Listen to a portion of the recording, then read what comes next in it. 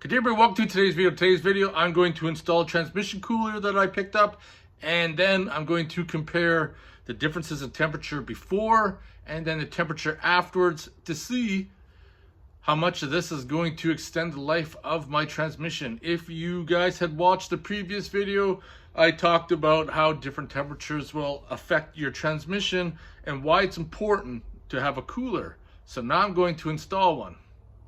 So this is the transmission cooler right here. Comes with some hose,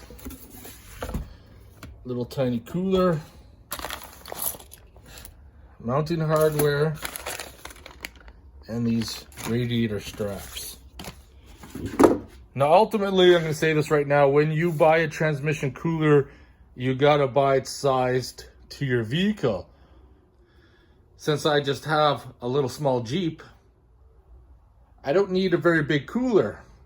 Installing the biggest cooler is not always the best answer because your transmission has to maintain a temperature in order to operate properly. So if you run your transmission too cold, there's a chance that you can ruin it as well. That's why you must size your transmission cooler to what your application is. Before we get started, one of the more common methods to install the cooler is to use these straps here, which will go through the holes in your cooler there and then through your radiator, which will utilize your fan to help cool. Now, I put that fan in the front, which is really useless, but this cooler is going to go behind that fan on that brace, and I can operate that fan separately. So when I'm out wheeling and I'm not moving too fast and the transmission seems to be heating up, I can hit the fan from inside the Jeep,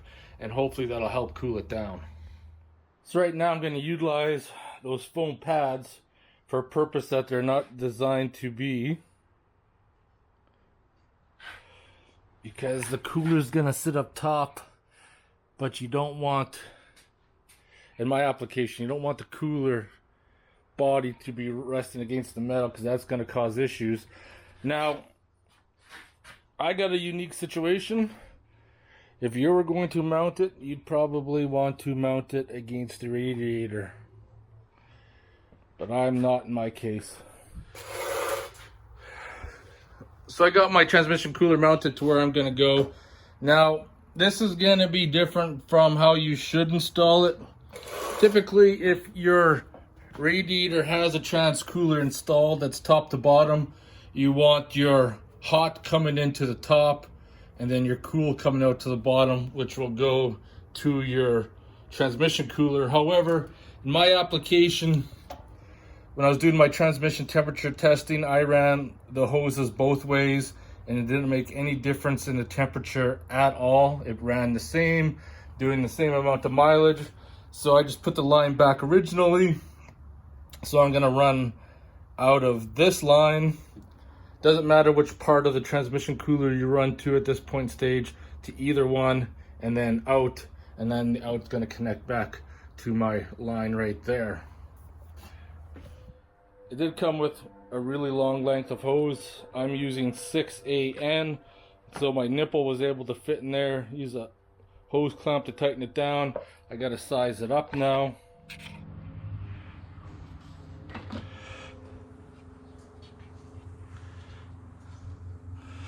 Use some lube is always good to get it on.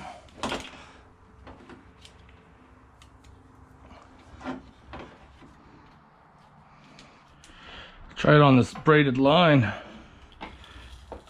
Oh yeah, cut it. Open this braided line. Can fit over top as well.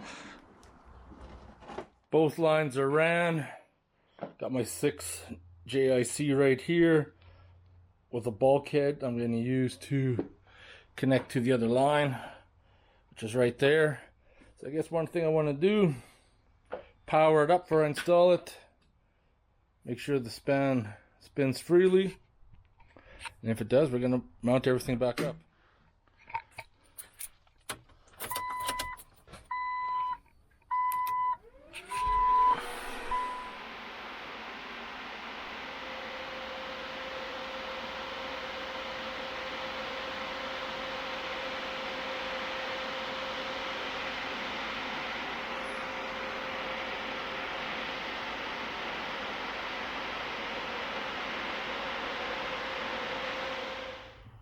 So I got everything back together. What I did is that these lines are made pretty close to the same length. So whatever reason, if I have to bypass the cooler, I disconnect this line right here, which runs back to the transmission, disconnect this top line, this goes onto there, done. This line can go back on here, and the cooler is bypassed. Because you never know, in the wintertime it might run too cool. I need to do some testing. So I need to start it up and make sure there's no leaks.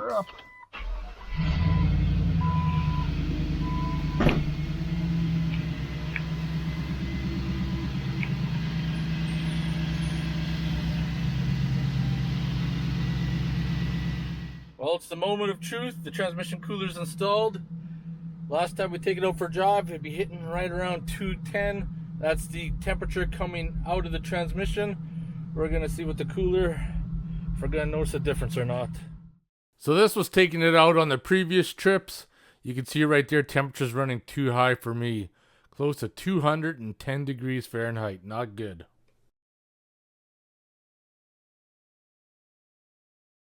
So now you're going to see from these video clips, add in the Hayden Transmission Cooler, drop the temperatures quite a bit.